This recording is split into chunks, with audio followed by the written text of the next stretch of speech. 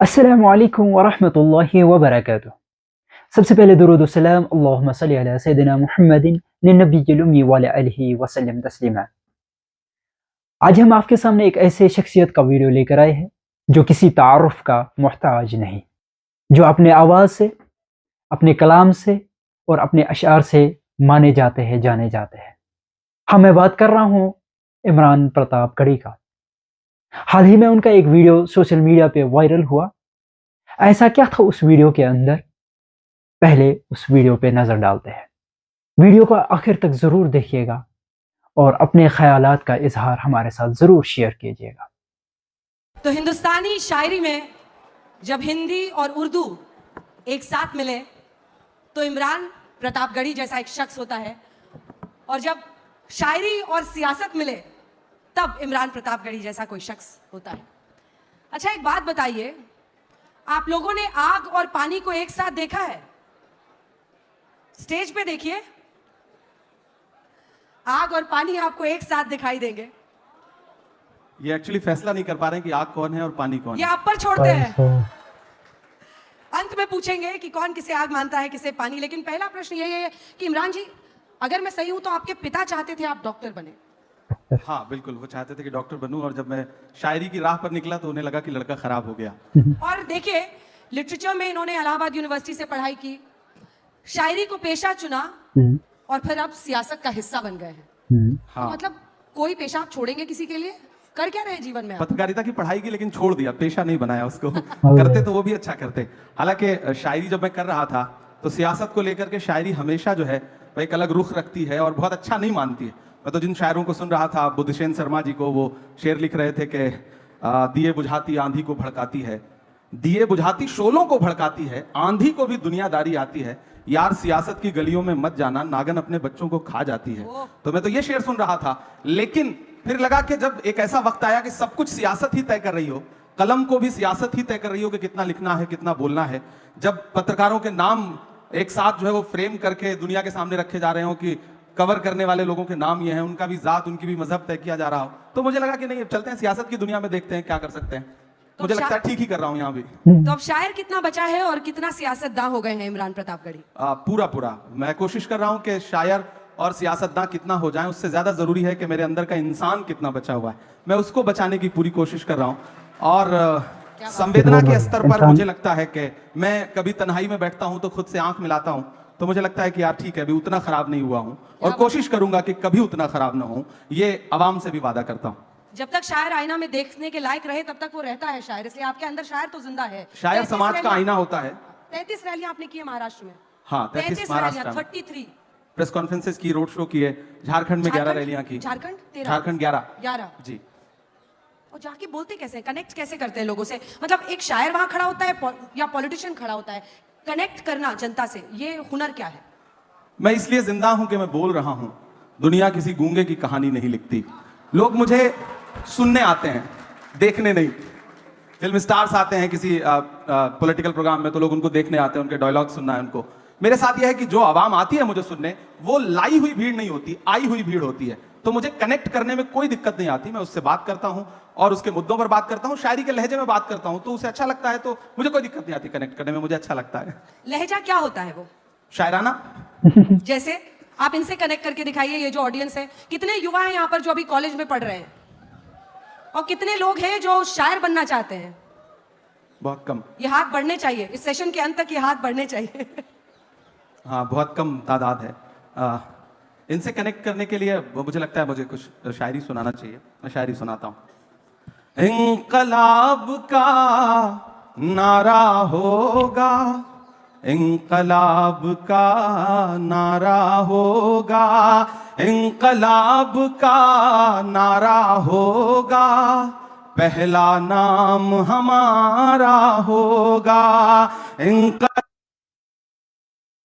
होगा, पहला नाम हमारा होगा, धरती के आंसू निकलेंगे, धरती के आंसू निकलेंगे, धरती के आंसू निकलेंगे, और समंदर खारा होगा, और समंदर खारा होगा। और आप आग और पानी का जिक्र कर रही थी तो इनके नाम एक शेर कि दर्पण कितना प्यारा होगा, दर्पण कितना प्यारा होगा, दर्पण कितना प्यारा होगा, जिसमें अक्स तुम्हारा होगा, जिसमें अक्स तुम्हारा होगा। इस दौर की जो सच्चाई है कि एक अकेला क्या कर लेता, एक अकेला क्या कर लेता, एक अकेला क्या कर लेता, भीड़ ने घेर के मारा होगा, पहला नाम हमारा होगा। और सियासत में होकर भी हुक्मरानों के नाम ये शेर कि जब तारीख लिखी जाएगी, जब इतिहास लिखा जाएगा, जब तारीख लिखी जाएगी, कैसा हश्र तुम्हारा होगा, इंकलाब का नारा होगा। क्या बात है। शुक्रिया। अब हमें समझ में आ गया कि चाहे आप आग हैं या पानी है, आप पानी आग से कनेक्ट कैसे बना लेते हैं। शब्द आपकी जादूगरी की तरह है और आपने हमेशा इसका इस्तेमाल किया। लेकिन मैंने आपकी बहुत शायरी पढ़ी, मुझे कई बार लगा कि इमरान के अंदर इतना दर्द क्यों है। इमरान के शब्दों में, उनकी लाइनों में दर्द बहुत झलकता है, इसकी वजह क्या है? एक्चुअली जिस दौर में मैं बड़ा हो रहा था, मैं हिंदी साहित्य का विद्यार्थी रहा इलाहाबाद विश्वविद्यालय में, जिस दौर में मैं बड़ा हो रहा था, समाज की घटनाएं मुझ पर प्रभाव डाल रही थी, उस समय सिस्टम एक अलग तरीके से व्यवहार कर रहा था। और खासतौर से मैं जिस समाज से आता हूं, उस समाज के दर्द को ज्यादा जल्दी महसूस करता हूं क्योंकि मैं उसके बीच में रहता हूं। मैंने उस भेदभाव को, उस सिस्टम के जुल्म सितम को करीब से देखा है। और शायर हूं तो जाहिर सी बात है कि दर्द तो है दिल में। कोशिश करता हूं, जुल्म के दौर की तारीख रकम करते हैं, इतना आसान नहीं ये काम जो हम करते हैं, काट देते हैं सदा हाथ हमारे जालिम, और हम फिर उन कटे हाथों को अलम करते हैं। तो हम कोशिश कर रहे थे कि उस दर्द को महसूस करें, और मीडिया जब उस दर्द को, उस जुल्म सितम को अपना हिस्सा नहीं बना रही थी, तो मेरी कोशिश थी कि मेरे पास जो प्लेटफॉर्म है, उस प्लेटफॉर्म का इस्तेमाल उस जुल्म सितम का को गाने के लिए करूं। और मुझे लगता है कि मैं कामयाब रहा बहुत हद तक, और मैंने अपनी बात दुनिया के सामने रखी। मत समझना कि मैं गीत गाता रहा, मैं तो जख्मों का मातम मनाता रहा, ये समझ करके जालिम पिघल जाएगा, मैं तरन्नुम में मातम मनाता रहा। तो मैं मातम मनाता था, लोग उसको सुनते थे, पसंद करते थे। क्या बात है। मैं जुल्म पर मातम मना रहा था, लोग सुनते गए, उसको पसंद कर। ये जुल्म हो किस पर रहा है? समाज में हाशिए पर मौजूद हर इंसान पर, वो हिंदू भी है, मुसलमान भी है, सिख भी है, ईसाई भी है। अच्छी बात है। और सिस्टम कर रहा है, इसमें कोई दो राय नहीं, आज भी कर रहा है, और उससे एक बहुत लंबी लड़ाई लड़ने की जरूरत है। और सबसे बड़ी जिम्मेदारी है कलमकारों की। कलमकार जो है वो सत्ता का अस्थाई विपक्ष है। हमारी जिम्मेदारी है कि जब मैं शायर बन के बोलूं तो फिर हाकिम से आंख मिला के बात करनी है, वो कोई भी हो, वो हमारा अपना हाकिम क्यों ना हो, तब मैं उससे भी आंख मिला करके बात करके बोलूंगा। जब मैं 2010, 2011, 2012, 14 में शेर लिख रहा था, नज़में लिख रहा था, जो नज़्म मेरे इंट्रोडक्शन में उन्होंने सुनाई कि माँ हम भी तेरे बेटे हैं, वो मैंने 2011 में लिखी थी। मैंने मदरसे की नज़्म 2012 में लिखी। उसके बाद हालात जैसे जैसे बदलते गए, मैंने कोशिश की कि मैं अपने कलम के साथ इंसाफ करता रहूं। सिस्टम जुल्म करता है, इन दिनों थोड़ा बढ़ गया है, आप लोगों ने दिखाना कम कर दिया है, तो हमें और जोर से बाबाज़े बुलंद बोलना पड़ता है। बस इतनी सी बात है। लेकिन चूंकि आपने ये चर्चा छेड़ी है, तो आप क्या दोहरा जीवन जी रहे हैं? क्या इमरान को, खुद एक शायर को, एक पार्टी का गुलाम बनना पड़ा ताकि उनकी आवाज मैग्नीफाई हो? कई शायर ऐसे हैं जो आज भी ये मानते हैं कि हमें पार्टी और सियासत से कुछ नहीं लेना देना, और उनकी कलम में क्या कम ताकत है। पहले तो आपके सवाल में जो शब्द है, आप आज तक में नौकरी कर रही हैं, तो आज तक की गुलाम थोड़े ही है। मैं एक पार्टी के साथ काम कर रहा हूं, हम किसी भी संस्थान के साथ काम करते हैं, संस्थान हमें सम्मान देता है, हम संस्थान की विचारधारा के साथ सहमत होते हैं, तब तक साथ चलते हैं। जिस दिन हमें लगेगा कि संस्थान हमारी विचारधारा से सहमत नहीं है, हमारी शर्तों को नहीं मान रहा है, उस दिन ये हो सकता है, मेरा अपना जो उसूल है कि मैं पार्टी तो नहीं बदलूंगा, राजनीति छोड़ दूंगा। हमारी अपनी एक दुनिया है। क्या राजनीति में आना जरूरी हो गया था इमरान? बिल्कुल जरूरी हो गया। बहुत सारे शायर ऐसे हैं जो मानते हैं कि अपनी कलम को आजाद रखना किसी भी एक पार्टी की विचारधारा से उनकी पूरी जिंदगी का लक्ष्य होता है। नहीं, देखिए, आप जिस दौर में जी रहे हैं, इस दौर में अगर आप ये कह रहे हैं कि आप तटस्थ हैं, तो आप सबसे बड़ी सियासत कर रहे हैं। ये कहना कि मेरा सियासत से कोई लेना देना नहीं है, ये सबसे बड़ी सियासत है। जो भी ये कह रहा है वो सबसे बड़ी सियासत कर रहा है, वो अपने आप को सबका रखना चाहता है। और मेरा अपना मानना है कि या तो इधर खड़े हो जाओ या तो उधर खड़े हो जाओ। आज का दौर ऐसा है कि आप सिर्फ जुल्म को बुरा मत कहो, जालिम को बुरा मत कहो, जो अच्छा है उसका साथ भी दो। हम सिर्फ फेसबुक पर, ट्विटर पर, इंस्टा पे पोस्ट कर देते हैं, ये मामला हुआ, ये बड़ा गलत हुआ। जिसके साथ गलत हुआ उसके साथ खड़ा कौन होगा? अगर सारे लोग एक सोशल मीडिया पे पोस्ट करके अपनी जिम्मेदारी से अलग हट जाएंगे तो मुझे लगता है कि साथ देने वालों की कमी आ गई।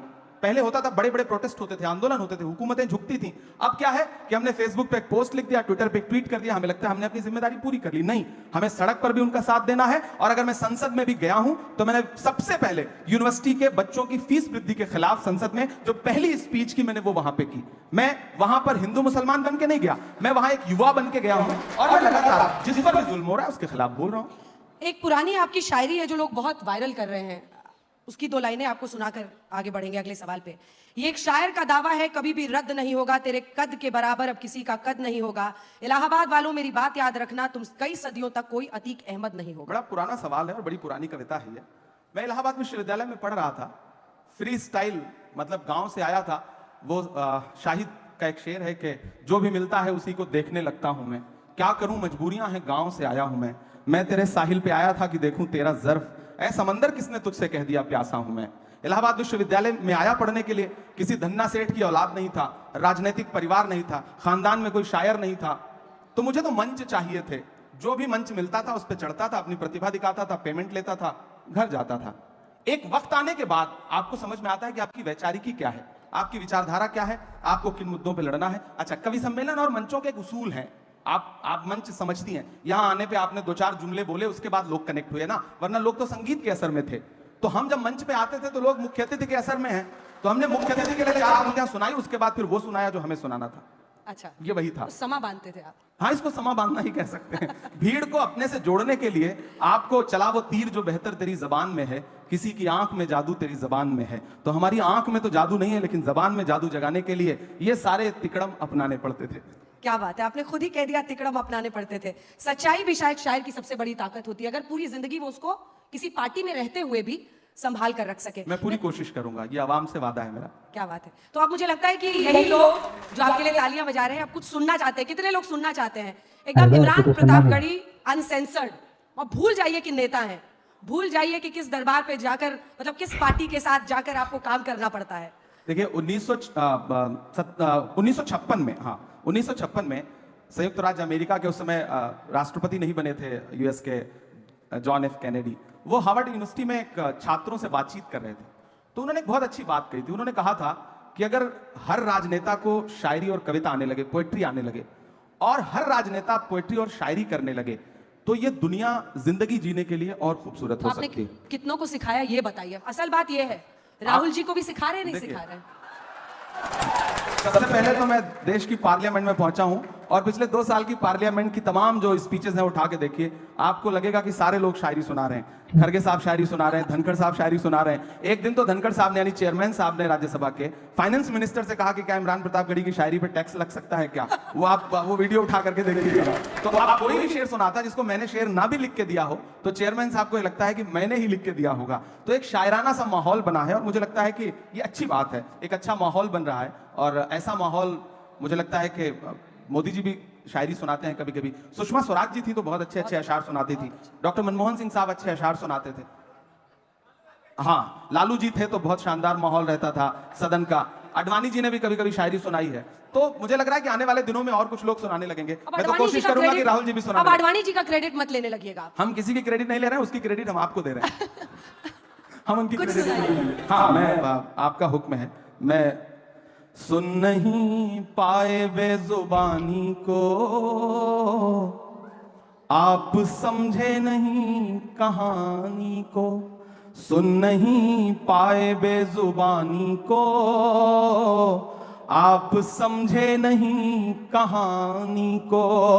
ये जो आतिश परस्त फिरका है, आप आग और पानी की बात कर रही थी, ये जो आतिश परस्त फिरका है, बद्दुआ दे रहा है पानी को, आप समझे नहीं कहानी को और ढूंढ लेती है।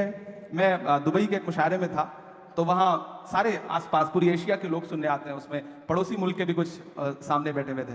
तो मैंने कहा भाई सरहद के इस पार का इमरान हो या सरहद के उस पार का, मैं एक शेर पढ़ रहा हूँ, आपको सच्चा लगेगा कि ढूंढ लेती है हथकड़ी एक दिन, ढूंढ लेती है हथकड़ी एक दिन, ढूंढ लेती है हथकड़ी एक दिन, खेल समझो ना हक बयानी को, आप समझे नहीं कहानी को।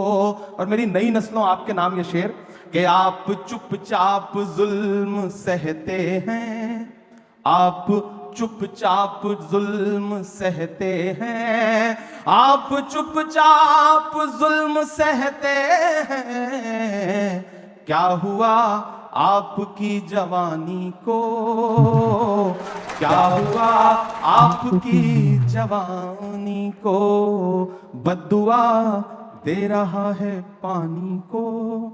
जी क्या बात है, तालियां बजाइए भाई, जबरदस्त। मतलब मुझे लगता है कि हर कोई एक उम्र में, और आपने युवाओं को खास तौर पर कहा, तो सबके अंदर बहुत आग जलती है, बहुत जोश रहता है, धीरे धीरे लेकिन वो समझता है कि व्यावहारिक तरीका क्या है जीने का। हर किसी को अपना अपना मिला हुआ है हक। अब मेरा प्रश्न आपसे यह है कि कई बार हम देखते हैं कि सोशल मीडिया हो, कई बार आपके पीछे भी पड़ते हैं, मतलब एक अलग ब्लड हंटिंग वहां होती है। क्या एक ऐसी परिस्थिति बन सकती है जिसमें हर तरह की विचारधारा का सम्मान हो? मैं मानती हूं कि कई लोग सोशल मीडिया पर सिर्फ इसलिए अब आते हैं क्योंकि उनको ब्लड हंटिंग किसी की करनी होती है। मतलब हम कहते हैं कि सड़क पे लिंचिंग ना हो, लेकिन सोशल मीडिया पर एक अलग किस्म की लिंचिंग होती है लोगों की, और सिर्फ उनकी विचारधारा की वजह से। बीच का रास्ता क्या हो सकता है? शायद देखिए, सबसे पहली बात तो मैं अपनी नई नस्लों से एक बात कहूंगा, सोशल मीडिया आपकी बात पहुंचाने का एक जरिया भर है, बहस का प्लेटफॉर्म नहीं है। वहां बहस मत करिए। आपको ट्वीट करना है, आपको फेसबुक पे कुछ लिखना है, इंस्टा पे कुछ लिखना है, लिख दीजिए, डाल दीजिए, अपनी बात पहुंचा दीजिए, उस पर रिप्लाई करने मत जाइए, कमेंट पढ़ने की जबरदस्ती कोशिश मत करिए, और पढ़िए भी तो किसी को रिप्लाई मत करिए। आप रिप्लाई करेंगे और आप सोचेंगे कि सामने वाला आपसे सहमत हो जाए, तो वो तो ऑलरेडी उसका तो काम है ना, वो एक पूरी पेड टीम बैठी है, तो ऐसे में उससे बहस मत करिए, लड़िए मत, अपनी बात रख दीजिए, तो शायद बचे रहेंगे। वरना हम सबको झेलना पड़ता है, और बहुत सारे लोगों पे इसका बहुत बुरा असर पड़ता है। हम लोग तो ऐसी दुनिया से आए हैं गांव में कि अगर आपके खिलाफ आपके अच्छे अच्छे जो पोस्ट हैं उस पे जो कमेंट आते हैं, उसको अगर मतलब माँ और पिताजी पढ़ लें तो शायद आपका सोशल मीडिया छुड़वा दें कि बंद करो ये सब, ये क्या तमाशा है। लेकिन आपको जीना भी है, मीडिया तो आपको दिखाएगा नहीं, तो सोशल मीडिया का सहारा भी लेना है। तो ऐसे में हमारे पास माध्यम क्या है? हमें लोगों के पास जाने के लिए एक तो मंच है, दूसरा वो वाला प्रपंच है, तो उससे निपटना ही है। तो आप कैसे पार पा सकते हैं? वो जिसका जिक्र फसाने में था ही नहीं, वो बात इन साहब को बड़ा नागवार गुजरी है। अब बैठे भी हमारे मंच पे है, बताइए, यही सुंदरता है। ये नया भारत है, ये घर में घुस के मारता है। यहाँ पे बैठे हैं, मंच हमारा है, और फिर भी शिकायत कर रहे हैं कि हम इनको दिखाते नहीं। शिकायत नहीं कर रहा हूँ, हम लोगों के बीच में बहुत सामान्य बातचीत हो रही है, तो आपको सामान्य तरीके से ही मैं बात कह रहा हूँ। मैं जब मीडिया की बात करूं तो देखिए, मैं कलम का आदमी हूं, तो जाहिर सी बात है मेरी शिकायत भी अपने परिवार के लोगों से ज्यादा होगी। साहित्यकार हमारी भी तो शिकायत है, आजाद देते अपनी कलम को, क्या धार थी। अब ऐसा लगता है आप स्वतंत्र पत्रकारिता चलिए शुरू करिए। बिल्कुल वही कर रहे हैं हम लोग, वही कर रहे हैं, और इसीलिए आप भी मजबूर होते हैं इस मंच पर आने के लिए। आप भी मजबूर होते हैं क्योंकि आज तक जैसा मंच है नहीं। इमरान प्रतापगढ़ी जी, आप भी जानते हैं आज तक जैसा मंच है नहीं। मैं महाराष्ट्र गई, शरद पवार से लेकर नाना पटोले ने मुझे इंटरव्यू दिया। क्यों दिया? क्योंकि उनको पता है कि हमारी क्रेडिबिलिटी और सर्वश्रेष्ठता पूरी दुनिया में धमक रखती है, और वो किसी एक व्यक्ति के बोलने से ना तो ऊपर चढ़ती है ना गिरती है। कुछ चीजें स्थायी होती हैं। कभी आप भी आए हैं, आपके कुछ प्रशंसक आगे की कतारों में बैठे हैं, वो भी इसीलिए आए हैं क्योंकि उनको पता है कि यहाँ पर इसे जो हम वीडियो एडिट कर करके डालेंगे वो वायरल होगा। अंजना जी देखिए, तुम्हारी बज़्म के बाहर भी एक दुनिया है। मेरे हुजूर, बड़ा जुर्म है ये बेखबरी। आज तक बहुत अच्छा संस्थान है, मैं किसी एक संस्थान को क्रिटिसाइज नहीं कर रहा हूँ। तो बाकियों का भला से यहाँ मत निकालिए। हम यहाँ अगर आए हैं ना, तो आपने हमें बुलाया है, हम तब आए हैं। बिल्कुल हमारे मेहमान हैं आप। हमने कितने सांचों में ढल के आए हैं, कितने सांचों में ढल के आए हैं, ख्वाब की तरह पल के आए हैं। तुम सिफारिश से जहां पहुंचे हो, हम वहां खुद ही चल के आए हैं। तो हमें तो बुलाया गया है। और मैं आने और बुलाने के इस बहस में नहीं पढ़ना चाहता, लेकिन मैं एक बात ये कहना चाहता हूं कि नेता देखिए, मैं बात पूरी कर लूं उसके बाद, मैं आपको पूरा मौका दूंगा, मैं आपकी बात का जवाब भी दूंगा। देखिए, मैं आपके लिए रहा, नहीं, मैं आपकी कविता बाद में सुनूंगा। वृक्ष नहीं जिसको नदियों ने सींचा है, बंजर माटी में पलकर मैंने मृत्यु से जीवन खींचा है। वाह, याद रखिएगा। अब मैं बात जो कह रहा था कि यहां बुलाने और आने का सवाल नहीं है। नेता और मीडिया दोनों एक दूसरे के पूरक हैं। आप हैं तो हम हैं, हम हैं तो आप हैं। बिना हमारे आपका भी वजूद नहीं है और बिना आपके हमारा भी वजूद नहीं है। हम दोनों एक दूसरे की जरूरत है, तो हम दोनों एक दूसरे को उसी रूप में कबूल करें। हम आपस में लड़े नहीं। तो हमें बुलाया गया तब हम आए। फिलहाल बिल्कुल, आपकी कविता बहुत अच्छी थी, आपकी कविता बहुत अच्छी थी, लेकिन नो डाउट आज तक बहुत शानदार कर रहा है और ये कल तक बहुत शानदार करता रहेगा, मुझे पूरा विश्वास है। यही तो है कि आग भी जब प्रशंसा करने लगे या पानी, whatever you choose, मैं प्रशंसा करूंगा। आग और पानी के बीच में समझौता होना भी नहीं चाहिए। मैं आपकी पत्रकारिता की प्रशंसा करता हूं, इसमें कोई दो राय नहीं। आप अच्छी पत्रकारिता करती हैं और हम सब युवा हुए हैं आपको देख देख करके, आपको सुन सुन करके। मेरे लिए बहुत अच्छी बात है कि मुझे देख देख कर आप जैसे लोग जवान हो गए। हम एक शायर भी बने और फिर नेता भी बन गए। जब यूनिवर्सिटी में पढ़ रहे थे तो हमें मतलब कुछ चंद लोग हैं, चुनिंदा लोग हैं जिनकी पत्रकारिता सुन रहे थे हम लोग, और हमें लगा कि पत्रकारिता की पढ़ाई करनी चाहिए। तो उसमें आपको क्रेडिट देता हूं मैं इस बात के लिए। अब राजनीति में आ गया, पार्लियामेंट में चला गया, लेकिन उम्र तो कम ही है ना। वजन बढ़ गया, राजनीतिक वजन कह रही हूं मैं। अगले प्रश्न पर आते हैं। अब मुझे लगता है कि सियासत पर हम लोगों ने आग पानी बहुत कर लिया। एक चैलेंज है 30 सेकेंड्स रील वाला चैलेंज, जो इस जनरेशन को ग्रस्त कर रहा है। उनको पता भी नहीं चल रहा और वो एडिक्टेड हो रहे हैं। वॉशरूम जाते हैं तो, स्कूल जब जा रहे होते हैं तो, क्लास में तो शायद मोबाइल ले लिया जाता है, फिर घर पहुंचते पहुंचते वो चैलेंज आप जैसे शायर कैसे उसको काउंटर करेंगे? और एआई का चैलेंज, दोनों पर आपकी राय क्या है? देखिए, मैं गांव से आया था। मुझे तो एक टाइम था कि जब ऑर्कुट का जमाना था, उस जमाने से सोशल मीडिया, मैंने कहा ना, अखबार में एक आपका नाम छप जाता था किसी कवि सम्मेलन मुशायरे की रिपोर्ट में, तो लगता था कि हमने दुनिया जीत ली। लेकिन एक वक्त के बाद समझ में आया कि वो पर्याप्त नहीं है। उसके बाद सोशल मीडिया का कैसे इस्तेमाल हो, इस पे काम शुरू किया। तो हम तो जो हैं, हमारे जैसे लोग जो हैं, वो अमीर इमाम का एक बहुत अच्छा शेर है कि आए हैं और शान से आए हुए हैं हम, आए हैं और शान से आए हुए हैं हम, मिट्टी में आसमान से आए हुए हैं हम, सीना महक रहा है तो हैरत है किस लिए, फूलों के खानदान से आए हुए हैं हम। तो दरअसल हम आए उसी दुनिया से, हमें तो सोशल मीडिया ने ही बनाया।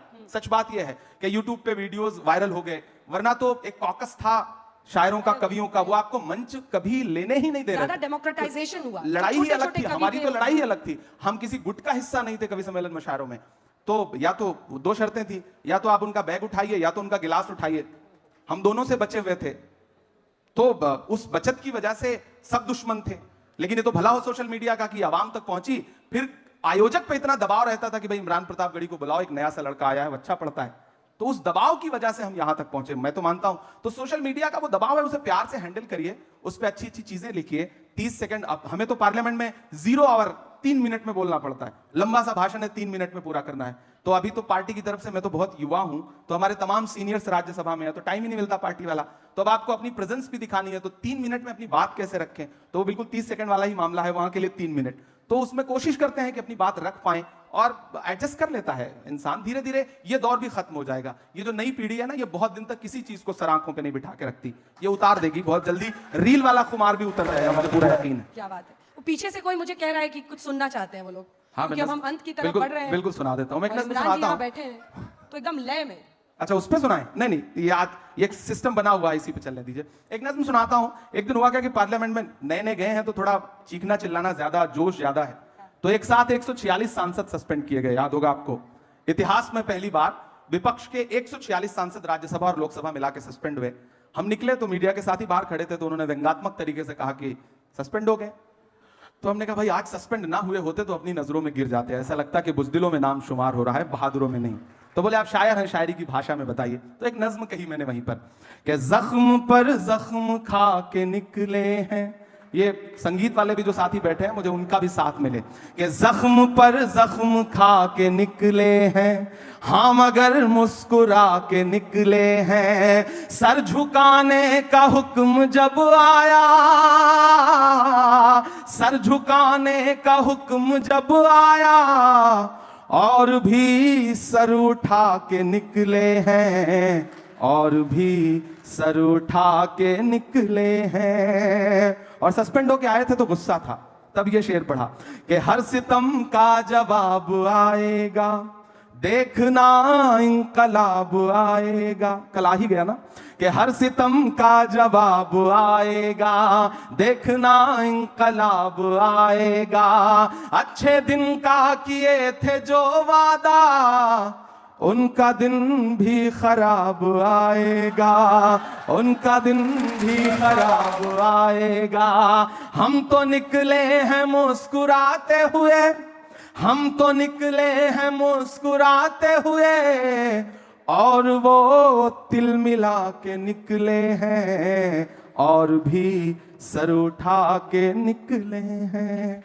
क्या बात है, ये बात आपको जुदा करती है बाकी राजनेताओं से। मुझे लगता है कि आप हर तरह की बात करते हैं, आप आवाम की भी आवाज बनते हैं। एक पार्टी में रहकर ये कर पाना कई बार बहुत मुश्किल हो जाता है, लेकिन नहीं, मैं अंजना जी ये चीज क्लियर कर दूं, मुझे बहुत खुशी है और मैं इस मंच पर अपनी लीडरशिप की प्रशंसा भी करूंगा कि कभी मुझसे ये नहीं कहा गया कि इमरान तुम मुशायरों में जाके क्या पढ़ रहे हो, तुमने ये क्या बोल दिया, यहां पाबंदी, ये मत करो, ऐसा मत करो, भाषण क्या दे रहे हो, किस विषय पे बोल रहे हो। मैं बहुत जिम्मेदारी से और ईमानदारी से कह रहा हूं कि मुझे आज तक मेरी पार्टी में किसी नेता ने यह नहीं कहा कि तुम इस विषय पे बोलो, इस विषय पे मत बोलो। उन्हें भरोसा है और शायद मैं उसके साथ न्याय कर रहा हूं। मैं कवि सम्मेलन मुशायरों में जाता हूं, सारे विषयों पे कविताएं पढ़ता हूं और मुझे कभी नहीं रोका जाता। हां, जब मैं राजनीतिक मंचों पे खड़ा होता हूं तो राजनीतिक लहजे में बात करता हूं, वहां मैं शेर पढ़ता हूं कि खौफ नहीं जिसे मुरझाने का, मैं उस गुल के साथ खड़ा हूं।